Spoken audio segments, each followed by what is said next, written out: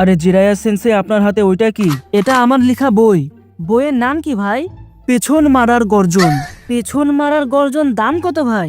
1000 টাকা। একটা বইয়ের দাম 1000 টাকা? কি আছে এই বইয়ের মধ্যে? পেছন মারার গর্জন। এই বই পড়লে তোমার জীবনে থাকবে না কোনো অর্জন। পৃষ্ঠা নাম্বার 5, ল্যাংটা হয়ে নাচ। পাবলিকদের কিভাবে পেছন মারতে হয়, পাবলিকদের পেছনে কিভাবে বাঁশ দিতে হয়, সব লেখা আছে এই বইয়ের মধ্যে। আর যদি আমি নিজের হাতে লিখে দিই তাহলে 10,000 টাকা। 10,000 টাকা তোমার পেছন দিয়ে ভরে দেবো। পৃষ্ঠা নাম্বার চুদলিং পং।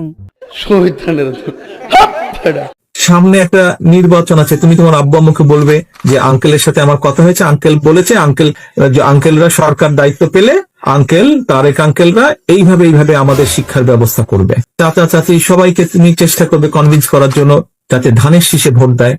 আর যদি আমরা না করি তাহলে পরের বার তুমি আর আমাদেরকে ভোট দিও না, হয়ে গেল। একবার ট্রাই করো।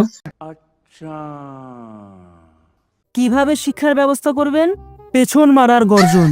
এই বই পড়লে তোমার জীবনে থাকবে না কোনো অর্জন। এই বই আমি সব স্টুডেন্টসদের দিব, তারপর পাবলিকদের পেছন মেরে দিব।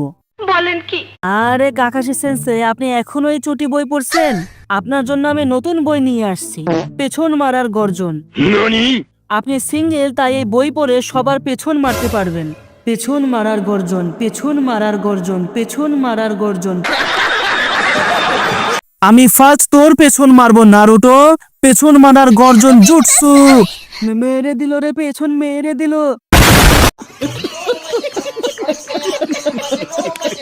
আমি হাঁটতে গিয়েও শান্তি পাইনি, টয়লেট ছিল না বলে। সারা জীবন হেগে আসলাম অন্যের জমিরালে।